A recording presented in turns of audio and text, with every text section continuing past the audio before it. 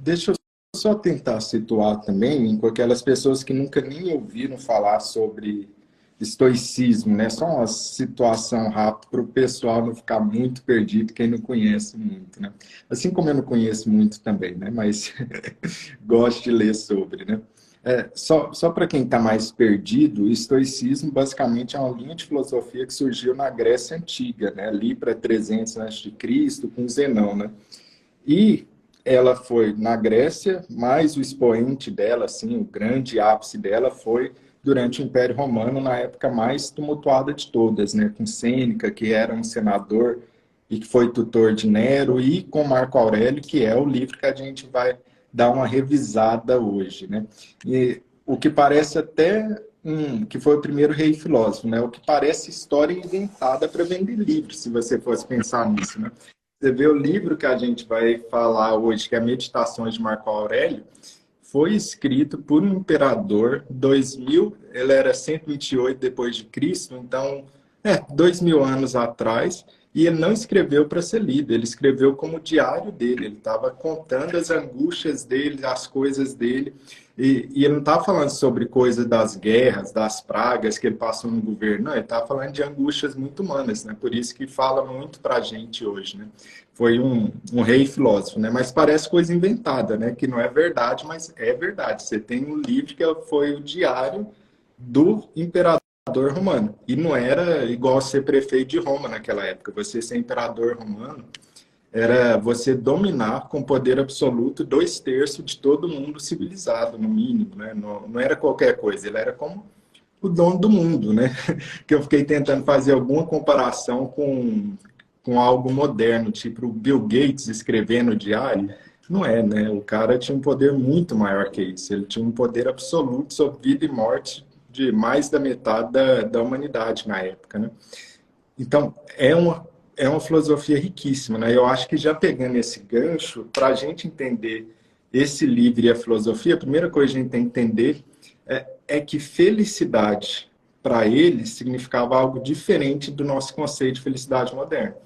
O nosso conceito de felicidade moderno vem muito de achar que felicidade é satisfação de desejo, que é o que você falou aí, que é aquela liberação de dopamina rápida que acontece quando eu compro algo, quando eu satisfaço o meu desejo de chocolate, quando eu satisfaço o desejo ou de um beijo, ou de ficar com alguém, ou de comprar algo bonito e tal. Então, nossa sociedade moderna vem muito com essa ideia, né, de felicidade é a satisfação do desejo. E o conceito de felicidade no estoicismo tem nada a ver com isso. A felicidade como viver de acordo com a natureza. Mas aí, quando está falando natureza, né, é para o cara sair pelado no meio do mato e vou entrar em contato com a natureza. Não é isso que eles querem dizer. Eles têm uma lógica sobre o que é natureza, né? Então, a gente tem que decompor essas coisas para ficar mais claro do que eles estavam falando que seria a felicidade do homem ou da mulher, né? E é muito interessante porque não existe uma doutrina fixa, né? O próprio Sêneca fala que, enquanto alguns filósofos, os próprios estoicos, eles brigavam muito entre si para tentar deixar uma coisa padronizada. Mas quando eles falam que é preciso viver de acordo com a natureza, não tem como você padronizar, sendo que os seus valores são diferentes, né? Os seus valores são o que determinam as suas motivações. Então, se você não tem esses valores, né, bem definidos ali, você vai ficar a cargo do que aparecer. Mas quando você consegue definir muito bem esses valores de vida que você tem, é muito importante isso. Às vezes, a própria estratégia de você ter um diário, de escrever as coisas, funciona muito. De você escrever o que são as coisas mais importantes para mim, né? Algumas atitudes, assim, algumas ações que os caras reconhecidos hoje, na nossa era aqui, o próprio Warren Buffett, que ele fala, escreva 20, né, coisas importantes. Dessas 20 coisas importantes, escreva as 5 maiores e aí veja qual que é a primeira e o resto que se exploda, né? Se foca naquela ali. Porque você encontra o seu valor, você consegue definir, então, as suas virtudes. Os estoicos, eles têm 4 virtudes, que a gente tem que viver de acordo com essas virtudes. Aí essas virtudes você vai aplicar de acordo com os seus valores, né? Mas a gente tem lá a sabedoria. E essa sabedoria não é o simples fato de você estudar e se tornar lá um PhD, se tornar um cientista, o cara que mais sabe sobre determinado assunto. Essa sabedoria tem muito mais a ver sobre autoconhecimento, né? Um conhecimento de compaixão, um conhecimento de empatia, um conhecimento seu, de saber os seus valores ali, né? A coragem, né? A própria coragem de não agradar, a coragem de enfrentar as coisas, a justiça, né? A justiça que os estoicos eles trazem bastante, isso que é extremamente importante, que hoje a gente vê os caras falando que são estoicos e tudo mais, mas exige, né, de um posicionamento em determinadas situações, não necessariamente políticas assim, mas que exigem um posicionamento da pessoa, porque sem a justiça, né, inerente nessa virtude, você acaba sendo um bobão, né? Você acaba sendo levado por qualquer opinião. E também tem a temperança, que quando eu comecei a estudar estoicismo, uma das coisas que mais me chamaram a atenção foi a questão da temperança. Esse livro aqui, ó, já comecei com as recomendações dos livros aqui, ó. Pense como um imperador, tá? Ao contrário aqui, mas o pessoal pode tirar o print aqui. Pense como um imperador desse cara aqui, ó, Donald Robertson. Esse livro aqui, ele é muito bom. Ele foi o primeiro cara que falou que esqueci o nome do cara que desenvolveu a TCC, mas o cara que desenvolveu a TCC, ele cita bastante os estoicos em algumas coisas relacionadas a valores e a virtudes. Isso me chamou a atenção. Sei quem é, Elisa.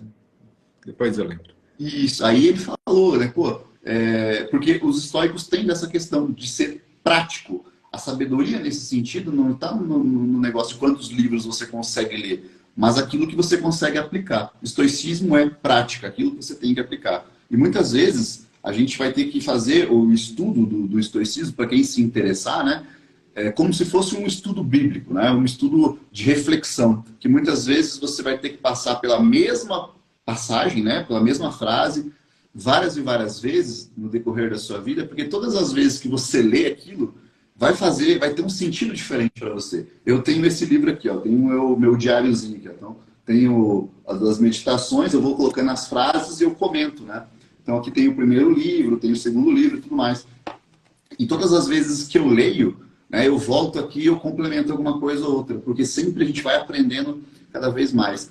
Esse livro, ele é muito bom, assim, muito bom. Eu falo para vocês, leiam pelo menos o primeiro capítulo, tá? Porque o primeiro capítulo, ele é fantástico. Eu resumi aqui, vou falar do primeiro livro, né, não o primeiro capítulo. As coisas que talvez a gente possa falar mais aqui, mas ó, ele diz, não pensar demais, suportar o trabalho, você não precisa de muitas coisas, eu tenho que fazer por mim e não pelos outros, não me meter em muitos negócios. Essa aqui é muito boa. Eu não preciso ter opinião sobre isso. Eu não preciso ter opinião sobre isso. Tem coisas que às vezes a gente, pô, vou opinar sobre isso, vou comentar lá na internet, fica se desgastando, mas cara, às vezes você nem tem a competência e nem precisa opinar sobre determinadas coisas, né? Outra coisa que ele fala é não se ofender com a liberdade de expressão de outra pessoa. Outra pessoa tem uma liberdade de expressão também. E se você permitir que ela te ofenda, você está de acordo com o pensamento dela. Você é cúmplice do pensamento dela. Quem falou isso foi Epicteto, mas basicamente é isso. Você se ofende com a liberdade de expressão de outra pessoa, você está sendo basicamente um cúmplice dela. E esses dias, Renato, você postou aquele vídeo, cara, isso aqui foi muito bom, porque na hora que você falou aquele vídeo que eu repostei, falando da fechada do trânsito, e você vai lá brigar com as pessoas, me veio essa frase dele, né? Eu não lembro ela total, mas ele fala assim, ele escreve nesse primeiro livro, todo dia pela manhã, você tem que pensar, hoje eu irei me encontrar com um curioso, um preguiçoso, um cruel, um falso, né, para você meditar todos os dias pela manhã, para você saber que pode acontecer determinada situação e você precisa saber lidar com determinadas situações. É você se preparar. E aí algumas linhas filosóficas acabam criticando muito o estoicismo, falando que as pessoas são racionais, que elas querem ser frias e não tem nada a ver com isso. Não tem absolutamente nada a ver com isso. Tem simplesmente o fato de você conseguir ser você mesmo, independente do que está acontecendo, ou, na melhor das hipóteses, né, se segurar, dependendo das situações que estão acontecendo, como foi o caso da fechada de trânsito ali que você